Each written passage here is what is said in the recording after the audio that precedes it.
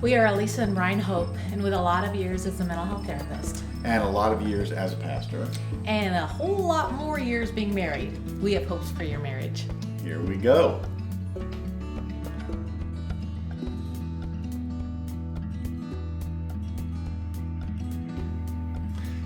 The silent treatment. Ugh. So bad, so bad, so popular, so bad. Mm-hmm. It's oftentimes thought of as, well, that's not communicating. Yeah. That's non-communication.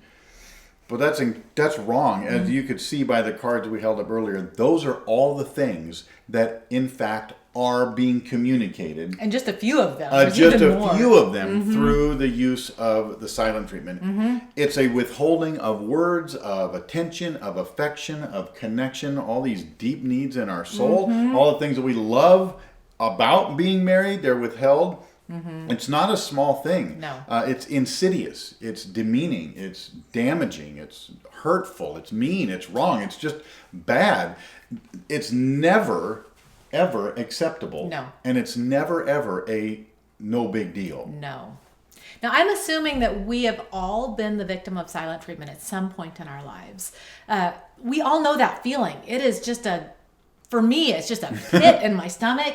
It is visceral. I hate it. I hate the silent treatment, and I'm assuming that you've experienced it and you hate it too. Now, the question is, why is it so triggering? It's so easy to say, oh, well, nothing was said, nothing was done, and yet it is so triggering. And that withholding, it is abandonment, it is rejection, it is two of our worst fears as people. Please don't leave me. And even if your spouse is still physically there, they are not there. Mm-hmm. They have left. It feels horrible. Now, we all know how terrible it feels. So why do we continue to use this? Like, what is going on? What is the goal of the silent treatment? Well, at its very core, it's just gross. The goal is to manipulate somebody into doing what we want. It is making them feel fully responsible for whatever has happened so that we don't have to take responsibility or be accountable for engaging in any way that is actually working together. It's a power move to make someone feel less than. It is conditional to make them feel like they have to work for or earn or plead for our engagement or our attention or our affection. It really is insidious. And part of what's gross about it is that it's really easy to justify in our minds. We're like, well, I didn't say anything. I didn't do anything. It makes the other person kind of feel crazy. Like, what is wrong with me? What do I need to do to make this okay? And so it really is pretty twisted. Mm-hmm. And we want to clarify that there are a couple kinds of silence. Mm-hmm. One, obviously the silent treatment, which is what we're talking about today, which is that intentional withholding in order to force a play, in order to force a move on the other person to mm-hmm. engage on our conditions. That's the silent treatment. Mm-hmm. There's also silence that might be a reaction or a response, could be really instinctive response to feeling overwhelmed, feeling on guard, feeling a little disorganized emotionally mm-hmm. and mentally, like you're not sure what to say and where you're at with all this. So there's a silence, a bit of a shutdown mm-hmm. that is a very different kind of silence. And mm-hmm. if you've experienced your spouse going silent, there might be a need to at least evaluate and stop and notice, is this silence or is this the silent treatment? Because mm-hmm. they're very, very different and to be approached very differently. We'll be talking about the silent treatment today. In future episodes, we're going to talk about how to manage the silence, that reactivity mm-hmm. silence that can really be uncomfortable and concerning as well. Yeah. So if you are the victim of silent treatment in your marriage, I'm going to give you some steps to just hold on to. And this is, of course, simplified for what we're doing here. I know it's challenging. I know it's hard, but I want to give you some handles. So if you are the victim of, and I use that word intentionally, the victim of silent treatment, first, recognize what's going on. There is a cycle going on. Something has happened that has upset your spouse. They have pulled back, and now They are waiting for you to make up the gap, to make up the difference. Now, if you step into that space by apologizing, begging, doing whatever is necessary to make it okay, to try to make the peace, you are then reinforcing that behavior. You're making it work for your spouse. And so you have now engaged in that dysfunction. You have reinforced it. And so the next time something happens, they're even more apt to respond because it worked. It made everything okay without ever having to address the real root of the situation. So recognize the cycle first and recognize your part in it. Second, take responsibility for anything that you do need to take responsibility for. Don't justify any wrongdoings on your part because your spouse is withholding. If you've said or done something that is hurtful, please take responsibility for that. Apologize. Confess that. Do what you need to do to be accountable, but no more. Do not step into that space apologizing for everything, doing whatever you need to do, saying whatever you need to say, even on behalf of your spouse. It's very empowering to own your stuff. Yeah. To say, this is what I did, and I need to apologize for that because that's the right thing to do, and it's my stuff. To try to own somebody else's stuff, that's robbery.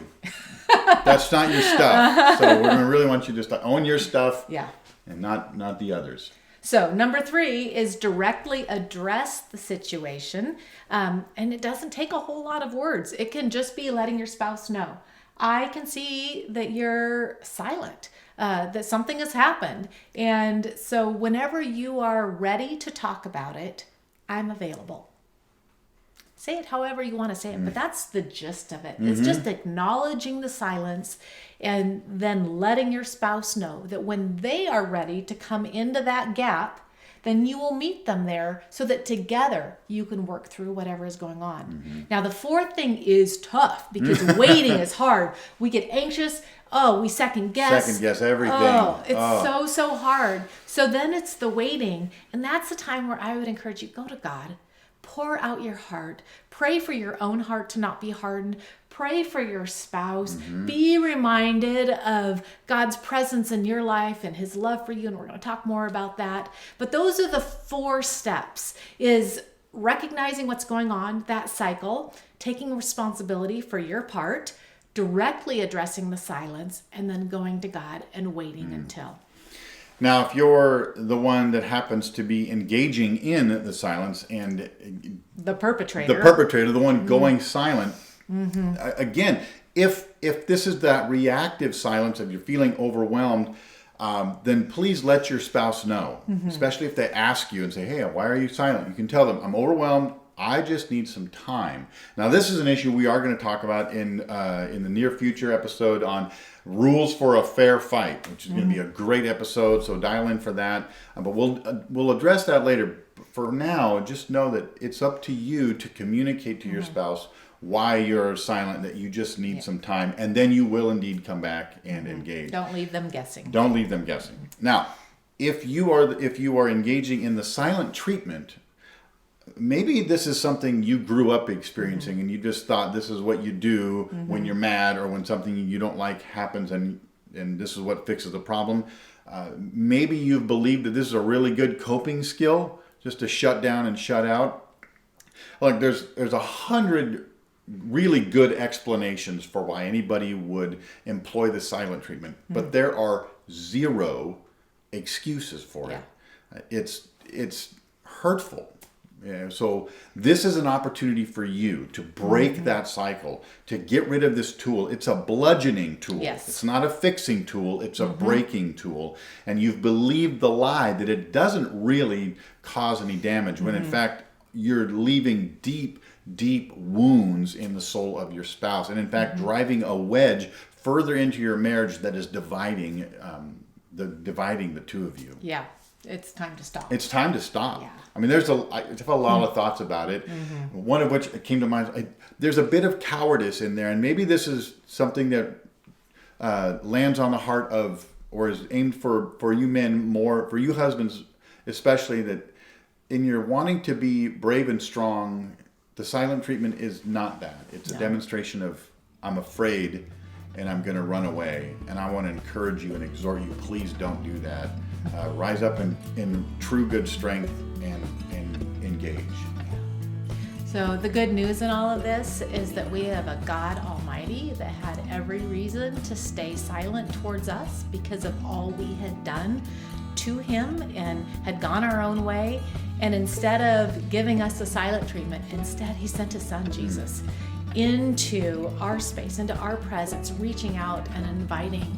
We have a God that did not stay silent and still is not silent. He was a God that had every reason to, and yet he's engaging and he's wanting us to be in conversation with him even when it's a mess. So first, just marinate in that truth, and then from that place of rooted in the truth of the gospel, then work from that place. Break the destructive cycles. It's time to be over with that and engage in something new. God has given us everything that we need. He has made us new creations. So it is time to then start engaging in a new way and trusting in him from that rooted place of his engagement with us to engage differently with our spouse. We believe there's a new and good era ahead of you for communication that is gracious and open and loving and beautiful. Yes. These are our hopes for your marriage. We'll see you next time.